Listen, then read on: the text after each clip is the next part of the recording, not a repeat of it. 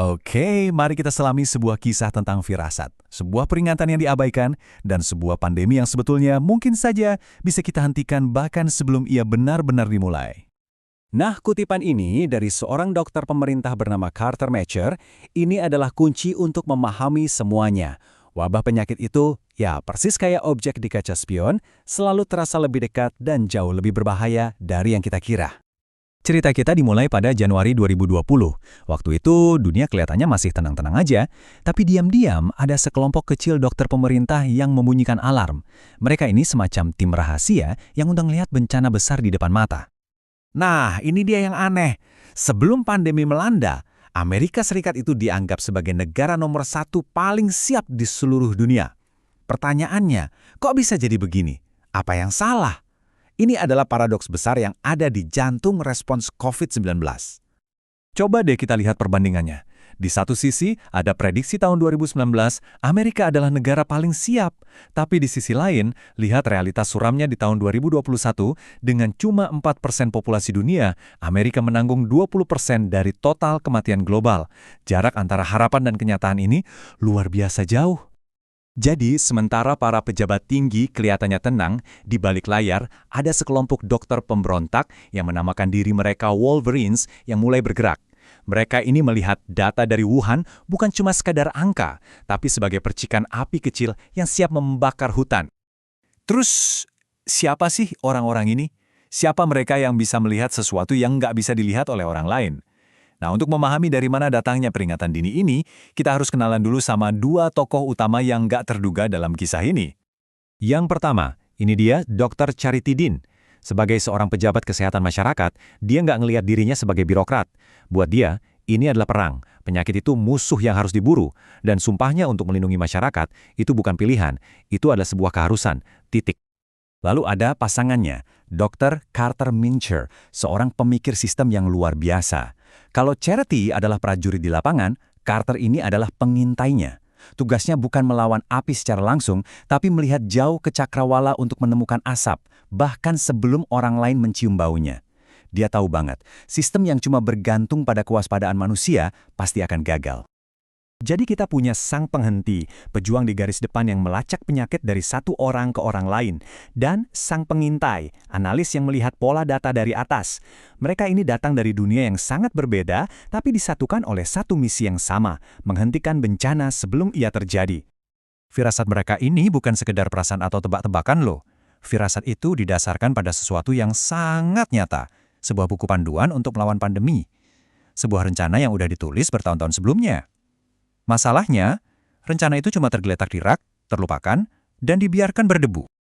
Dan asal-usul rencana ini, percaya atau enggak, dimulai dari proyek sains seorang remaja. Ya, beneran, tahun 2004 seorang siswi kelas 8 membuktikan lewat simulasi komputer kalau jaga jarak sosial itu efektif menghentikan flu. Ide brilian itu entah bagaimana sampai ke Presiden Bush, dan beberapa tahun kemudian dokter seperti Carter Matcher mengubahnya menjadi panduan resmi CDC. Rencana yang kuat lahir dari sumber yang paling tidak terduga. Rencana itu dikenal dengan sebutan model keju Swiss. Idenya sederhana banget, gak ada satupun lapisan pertahanan yang sempurna, semuanya pasti punya lobang. Tapi kalau kita menumpuk beberapa lapisan, tutup sekolah, jaga jarak sosial, batalin acara besar, kemungkinannya lobang-lobang di tiap lapisan itu gak akan sejajar, jadi virusnya gak akan bisa tembus. Oke, jadi kita punya pahlawannya, kita punya rencananya. Mereka udah teriak dan membunyikan alarm sekeras mungkin. Tapi, mereka seolah-olah menabrak tembok. Tembok institusional yang sangat tebal. Jadi, apa sih yang menghalangi mereka? Nah, disinilah letak inti masalahnya. Ada benturan budaya yang fundamental. Para pemberani ini tujuannya cuma satu, hentikan wabah secepat mungkin, bahkan kalau datanya belum 100% lengkap. Sementara itu, CDC sebagai sebuah institusi besar punya tujuan yang berbeda. Amati, kumpulkan data yang sempurna, dan yang paling penting, jangan sampai berbuat salah yang bisa bikin mereka disalahkan. Ini semua berujung pada apa yang bisa kita sebut dosa institusional.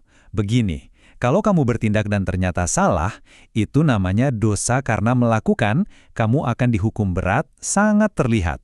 Tapi, kalau gagal bertindak alias diam saja dan membiarkan orang mati, itu dosa karena kelalaian, seringnya nggak kelihatan dan jarang dihukum.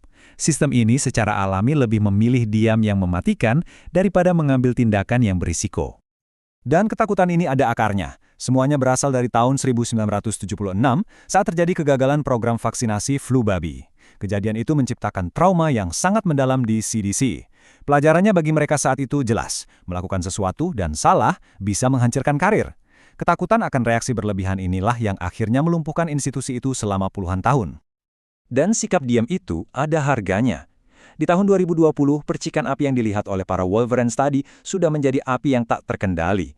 Harga dari kelambanan itu menjadi sangat-sangat jelas dan menakutkan. Buat Carter Meacher, pandemi ini persis seperti kebakaran Mann Gulch di tahun 1949. Waktu itu, 13 pemadam kebakaran tewas karena mereka sama sekali nggak bisa membayangkan seberapa cepat api bisa menyebar secara eksponensial. Mereka mencoba lari dari api yang ternyata adalah sebuah kesalahan fatal. Nah, ini adalah angka yang menghantui Carter Meacher. Di akhir Januari 2020, saat kasus resmi baru puluhan, perhitungannya menunjukkan bahwa di balik setiap kematian yang dilaporkan, sebenarnya ada lebih dari 1.000 infeksi yang sudah menyebar tanpa terdeteksi. Angka 108.000 ini adalah jumlah hantu, jumlah sebenarnya orang yang sudah terinfeksi, ancaman yang tak terlihat. Dan inilah pelajaran krusial dari Mann Gulch. Sistem kesehatan publik kita menunggu untuk melihat api yang sudah jelas berkobar. Tapi dalam ancaman yang tumbuh eksponensial, saat kamu akhirnya bisa melihat apinya dengan jelas, itu artinya kamu sudah dikepung, sudah terlambat untuk lari. Jadi pelajaran untuk selamat dari pandemi ternyata sama persis dengan pelajaran untuk selamat dari kebakaran hutan. Jangan pernah menunggu kejelasan yang sempurna, karena saat itu tiba, semuanya sudah terlambat. Kamu nggak bisa lari dari ancaman eksponensial. Kamu harus bertindak cepat dan dini, tinggalkan semua yang nggak penting, dan ciptakan api penyelamatmu sendiri. Pada akhirnya, kisah The Premonition ini meninggalkan kita dengan satu pertanyaan yang, jujur saja, cukup mengerikan.